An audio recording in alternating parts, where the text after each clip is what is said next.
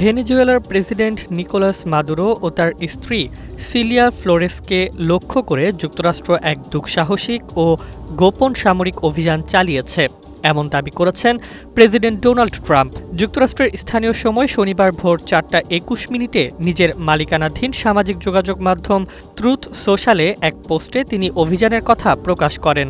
যদিও ঘটনাটি আকস্মিক মনে হলেও সংশ্লিষ্ট একাধিক সূত্রের বরাতে জানা গেছে, কয়েক মাস ধরেই চলছিল এই অভিযানের সূক্ষ্ম পরিকল্পনা ও মহড়া।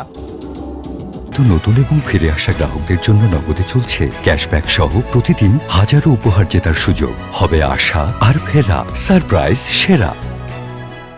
সূত্র অনুযায়ী মার্কিন সেনাবাহিনীর ডেল্টা ফোর্স সহ এলিট ইউনিট মাদুরোর সেফ হাউস এর হুবহু প্রতিরূপ তৈরি করে সেখানে প্রবেশের অনুশীলন চালায়। সিআইএর একটি ছোট দল গত আগস্ট থেকেই ভেনেজুয়েলায় অবস্থান করছিল এবং মাদুরোর দৈনন্দিন চলাচল সম্পর্কে গুরুত্বপূর্ণ তথ্য সংগ্রহ করে।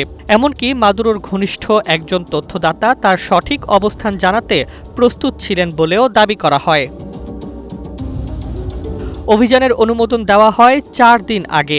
শেষ পর্যন্ত যুক্তরাষ্ট্রের পূর্বাঞ্চলীয় সময় শুক্রবার রাত ১০টা ৪৬ অপারেশন অ্যাবসলিউট রিজলভ এর চূড়ান্ত সবুজ সংকেত দেন ট্রাম্প।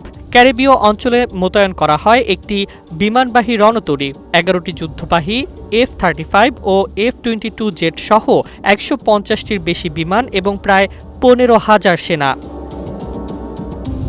বিমান হামলার মধ্যেই মার্কিন স্পেশাল ফোর্স কারাকাসে প্রবেশ করে। সিএনএনের বরাতে জানা যায়, মধ্যরাতে মাদুরো ও তার স্ত্রীকে তাদের শোবার ঘর থেকেই আটক করা হয়। ট্রাম্পের দাবি, অত্যন্ত সুরক্ষিত ওই বাসভবনের ইস্পাতের দরজা কয়েক সেকেন্ডেই ভেঙে ফেলা হয়।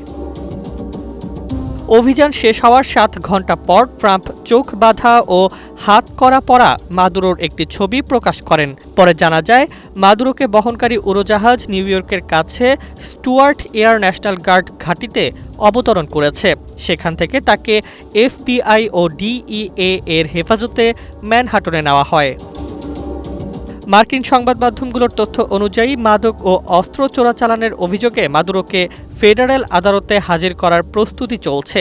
পুরো ঘটনা প্রবাহ আন্তর্জাতিক অঙ্গনে ব্যাপক আলোড়ন সৃষ্টি করেছে।